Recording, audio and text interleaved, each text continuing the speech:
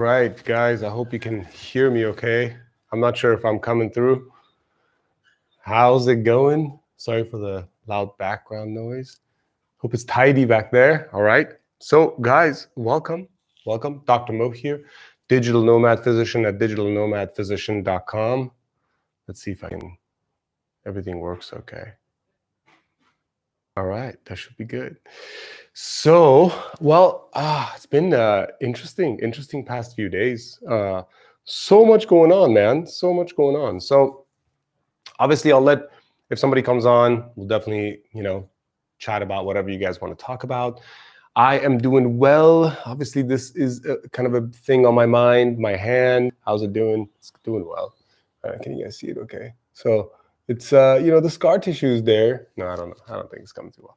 But I had a follow-up appointment today, and that's probably one thing that stood out in my mind, just the experience that I had today. So for those of you who don't know this channel and me, I'm a family medicine physician, board certified family medicine physician, board certified under the American Board of Family Medicine, board certified under National Board of Physicians and Surgeons.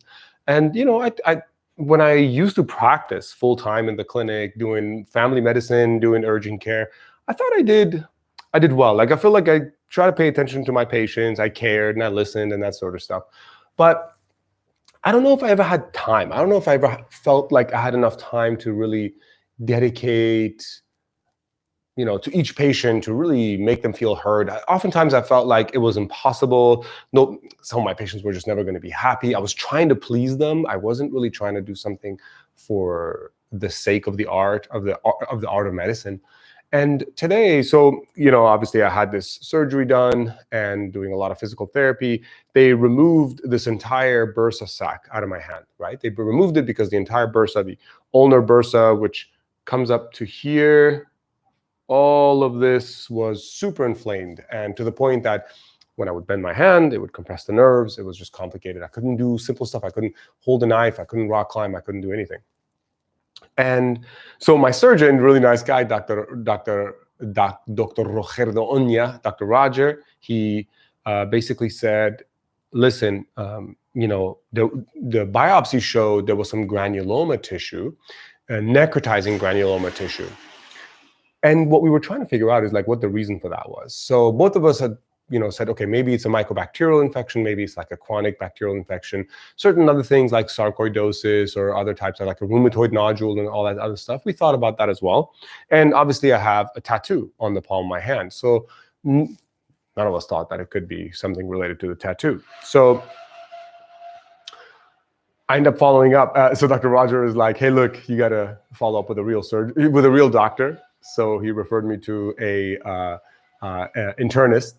And this guy was just amazing, this tall, skinny guy here in Spain in Hospital Ruber Internacional, and just super nice, friendly, mask on, and he's like, hi, shook our hand as a doctor. And, things are different here. Obviously, that whole gloves and like gelling every 3 seconds, it's just not part of the culture here now. Some of you might think that's ridiculous and that's bad. Obviously, the results speak for themselves here.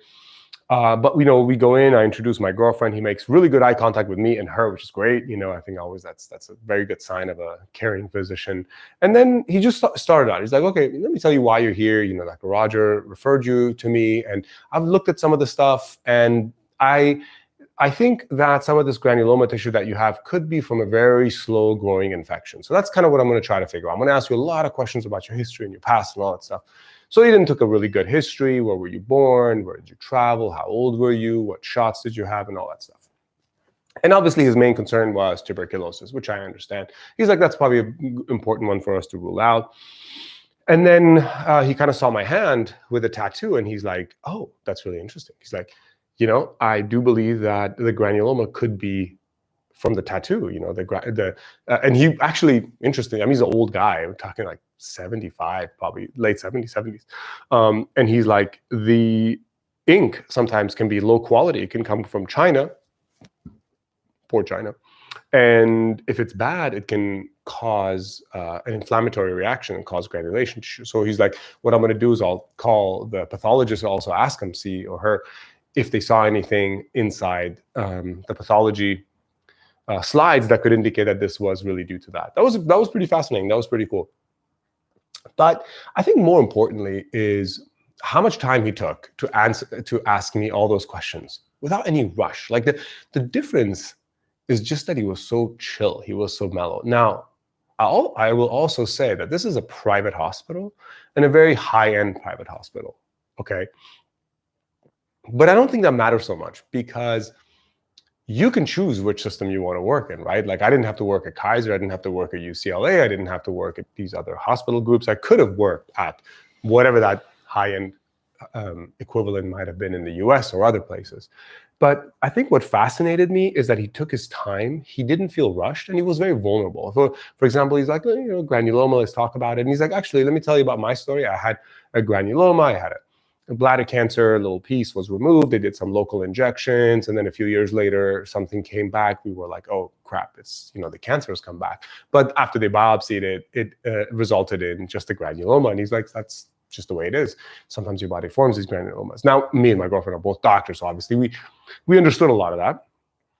But I think the fact that like he would share something about himself. So the way it works, you go into the office, there's no nurse. Nobody's checking you in. There's no vitals being done. That's never happened to me ever in any clinic anywhere here, obviously, because you're not trying to bill an insurance company or, you're not trying to do stuff just for the sake of doing it and showing some abnormality so that you can do another test. And, as you guys know, if you've ever worked in an urgent care clinic, patient comes in, you do some vitals. Oh, they got a fever. Oh, their pulse is high. Or classically, their oxygen's low. Let's repeat it. Let's do this. Let's give, and you just go crazy, like chasing nothing, always chasing nothing.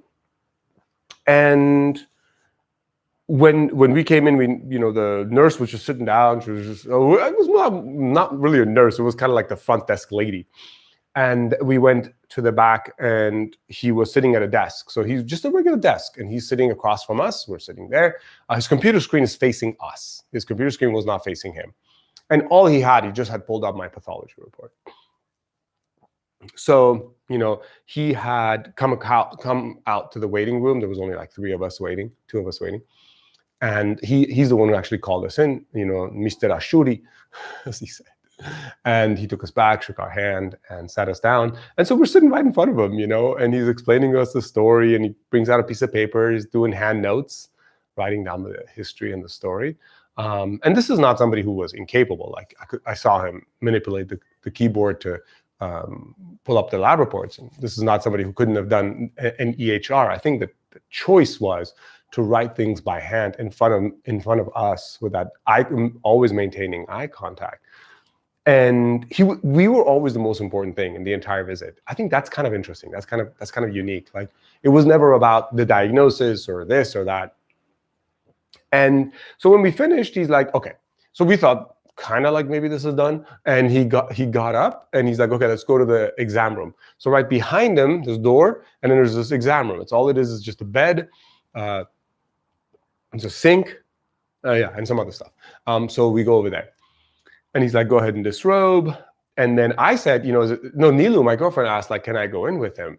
He's like, it's up to him, like we are here for him. It's his, the privacy is his issue. And I was like, that's so interesting.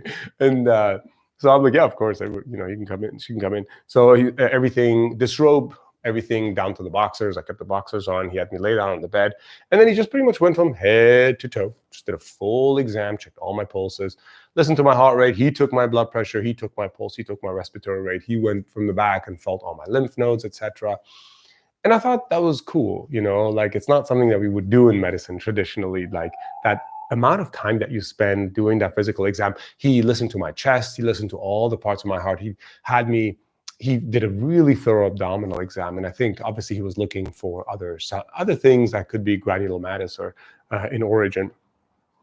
And then we went back We had, in between, we actually had a conversation. We're like, hey, this is kind of unique for us, because in the US, we don't really get to spend time like this. And for him, it was like, well, what do you mean you don't get to spend time like this with a patient? We're like, well, it's much faster. He's like, oh, he's like, yeah, no, I usually have 50 minutes per patient, 50 per patient.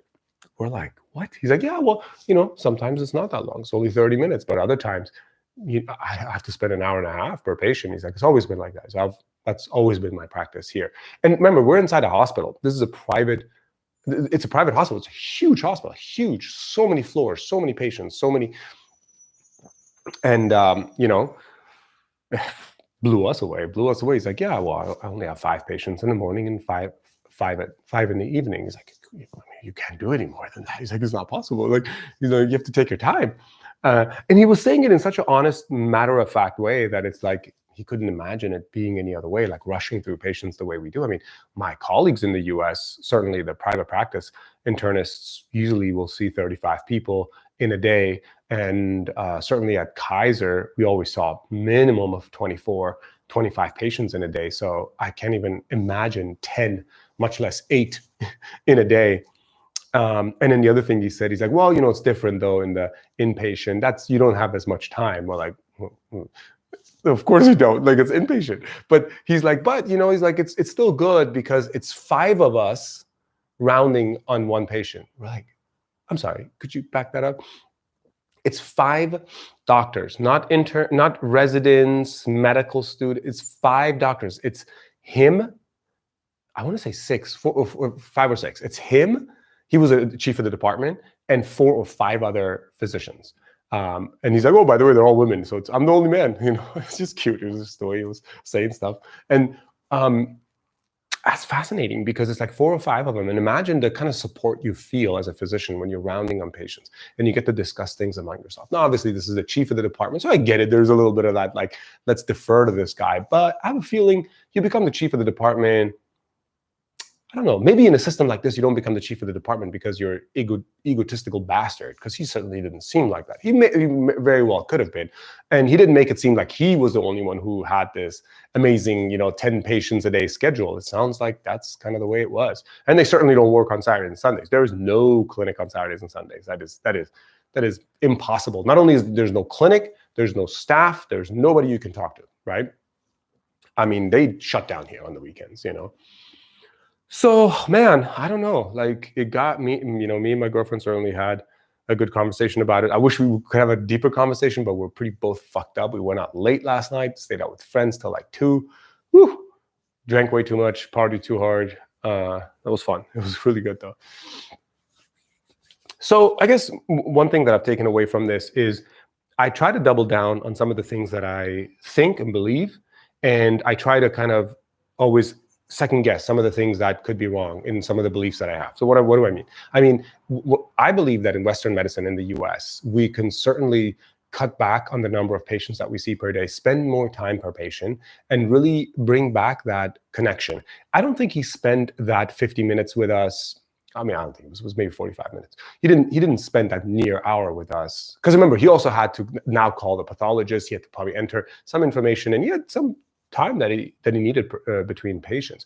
And I think he spent that to connect with us. He didn't spend that all just to get a bunch of information from us, do the most thorough exam possible. Like, I mean, he could have done more, but I think it was about the connection. It was about spending the time with us so that it is good for him and it is obviously good for the patient. And I think that's very unique. And, I felt that, well, I mean, he ended up ordering an ultrasound of the abdomen. He wanted a chest x-ray. He wanted a gamma interferon and some other tests that he wanted to do, etc. I think it was maybe a bit overkill, but he kind of explained it to us. He's like, look, you just can't ignore it. Like, this is a necrotizing granuloma, and I think these are the tests that we should do. Most of those tests were actually going to be covered by insurance. So I don't think he did it necessarily for money, but he did charge me $220 for one visit. That's internal medicine, $220. Now, $220 an hour. Remember, you're not going to be spending it. No patient is going to spend $220 an hour for a doctor. They're only every few months they're going to maybe spend that much. So the price was not ridiculous. It certainly is more than you would spend in the US, which actually blew me away. I can find an internist for $150 an hour in the US. So the fact that he's charging more made me really think, made me really think about, like, dude, like, we're doing it backwards. Like, I'm doing it backwards. I'm certainly, the way I've been practicing medicine, the way I've thought about medicine has been very backwards. And it's a good thing. It's, it's a good experience for me to understand what it is that I can do as a physician, what I can charge per hour for my expertise, maybe even for doing something very simple. Because I'll tell you, I've done my research about necrotizing granuloma. I can tell you I've read every research paper on necrotizing granuloma that was pertinent. I read patient cases. I researched it. I knew a lot going in, obviously because I'm a physician. But the fact that he was still there, and somebody who you can run this by, who does a really thorough exam, who gives you that, who is your sounding board, that's invaluable. $220, that was nothing. I paid $250 for the surgeon, $220 for him. I would have to pay another $200 for follow-up with him. I mean, the money's worth it. The money is absolutely worth it. And I think, I look at myself, I don't make a lot of money right now. I maybe make $100,000 a year. And I can imagine so many people in the US who are making so much money. They could easily afford, $500 an hour, $400 an hour for a really thorough visit with a physician. I would probably think that's maybe in person, maybe it's virtual, I don't know. But it's good. It's great. I'll say this, that all the things that I've talked about with you guys, for you guys, about being a digital nomad physician, being this remote working doctor who can be living abroad, living wherever he or she wants to, and being able to work with patients, whether as a health coach, kind of something I'm interested in, or as a doctor, just doing urgent care, telemedicine, doing family medicine, doing dermatology, rheumatology. I think you can really, really charge a good amount of money and make it sustainable. Now, why do I obsess about the money? I don't obsess about the money because I think I want to make a lot of money. I really want to make a difference with the patient's life. But remember, I work in a healthcare system like the United States, where I still have to worry about a lawsuit. I still have to worry about complications. I still have to worry about negative online reviews. So for those reasons, it is something that I think about a little bit more. And I want to figure out, how can I make it more sustainable for myself? Like, if I see 5 patients a day at $400 per patient, let's say, it's $2,000 a day. That's good. That's good money. That's the kind of money that I could live with. I could be happy.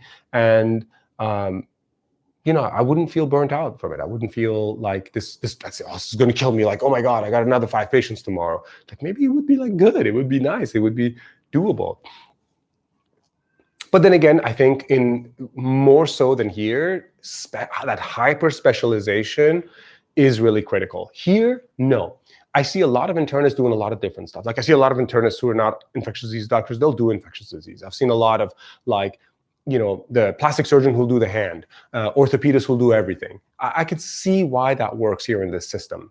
And it's complicated. I don't think I can explain it quite yet. But for the US, I do think, if anything, really going down and becoming like hyper specialized into that one thing that you're interested in might be the easiest way. And I think that will also kill some of the competition that you have to deal with. So anyway, yeah, that's a little bit about that. I'll segue into one other thing. I'll probably end this short if anybody else comes on. But another thing I'll segue into, we met some really great friends. We met some great friends here, some expats, as they call them. Expats meaning they're here for several years, but they're not planning on really living here. They still maintain their connections at home. Obviously, there's a kind of a debate within the digital nomad community of like, oh, what's an immigrant versus an expat? The rich people call themselves expat, the poor people call themselves immigrant.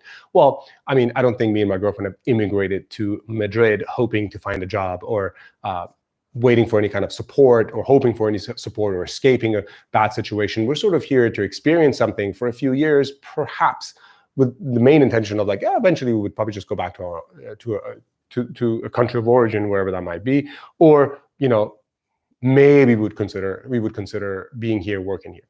So as these expats, I think what was interesting to witness is that they have integrated in some ways into the culture, but in some ways they haven't been able to. Most of their friends are expats. They haven't been able to find quite as many Spanish-speaking people. And so over the years, I've met a lot of different expats, both in Santiago de Compostela, Sevilla, Barcelona, Madrid here now, that we're here in October 2022. One thing that's interesting is the ability to speak the language has not progressed for most of these expats. Now, probably mostly talking about people from the US and Australia, people from the UK, other stuff. I'll leave that out because I don't think you find as many people who expat in here from the UK until they're like older and they want to retire. And that's understandable. I think there's a little bit less ability for a person who's much older to integrate into a society. But these other people who are younger, 20s, 30s, 40s, they don't learn the language. And I think they don't learn the language because it is difficult to make new friends. And I think it is an art, it is a skill. Anybody can develop it. And then the second reason is they're probably busy kind of doing this remote working thing. Some people will find a digital nomad opportunity and they will jump on it. Oh my God, I'm making money. That's all that matters. Let me just make this money and live over here. But then they one downside is they regress into certain habits. Some become foodies and they're just going from restaurant to bar to restaurant to bar, trying to experience a new food thing. Or they're becoming, unfortunately, alcoholics. They'll just drink, right? And because especially if you're a foreigner, you see Spanish people drinking all the time, but you don't recognize that you're seeing a lot of people drink all the time, but you're not seeing the same people drink all the time. There's a huge difference. And I think that FOMO is part of that, right? So for those reasons, I think it is really helpful to integrate into the society, to be like, I'm going to come here and I'll have a job, but I'm going to either follow very similar hours as people here, or I'm going to also find a volunteer position here. I'm also going to integrate into the society by doing this.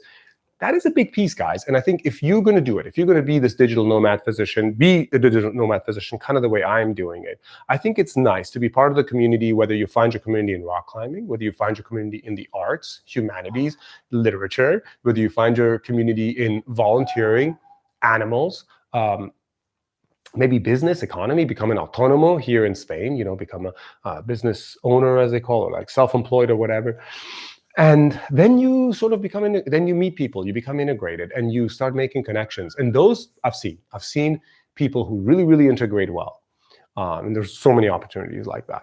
But especially as physicians, I think becoming part of the community here, you can still do your telemedicine, you can still have your private practice in the US virtually, and you could still come to the lectures here, be part of the doctors community here, Colegio de Medicina de Galicia, or Colegio de Medicina de Cádiz, and become part of that. So anyway, that's a little bit about, I think this expat stuff and living somewhere and being a digital nomad and maybe getting caught up with, the loneliness. I think some aspects of it is the loneliness. So that's it. That's all I wanted to say. I hope this was entertaining for you guys. I hope this is good. As I said, the poll that I put out, you guys prefer to hear a little bit more about telemedicine, a little bit more about being a digital nomad, so kind of working remotely. So I'll continue talking about that. Again, for me, working remotely has been very straightforward, very simple. I've been doing it for such a long time. I've been doing it since 2015, 2016. I've gone and tried to work remotely, doing my telemedicine from different places. And I think I've kind of figured it out. I don't think it has to do with like what company you work for. Like, I'm going to work for MD Live or Teladoc, or I'm going to work for American Well. Like, that is kind of that beginning initial step where you start. The next step, you're like, how can I find my own patients? How can I find my own thing? And then the next step is like, how can I specialize? Like really, really go down into the kind of patients that I really want to deal with. So those are the skills as a digital nomad physician. Anyway, guys, if you have any questions, email me drmo@digitalnomadphysician.com. Check out the website, digitalnomadphysician.com. I do have some courses, and you can do consulting with me if you're interested, career coaching. Go to digitalnomadphysician.com, top right. You can click on my coaching link, or you can send me a message on WhatsApp, and I'm happy to help. In general, the WhatsApp messages anybody sends me or the emails anybody sends me, I will give you some general direction, but I don't have the time to probably reply to everybody the way I would want to or have the time to. If what you need is really critical, is important, probably the best way is to set some time aside and consult with me as a paid consulting. And that's really where I put the majority of my effort and time in. Hope that's helpful. Take care, guys.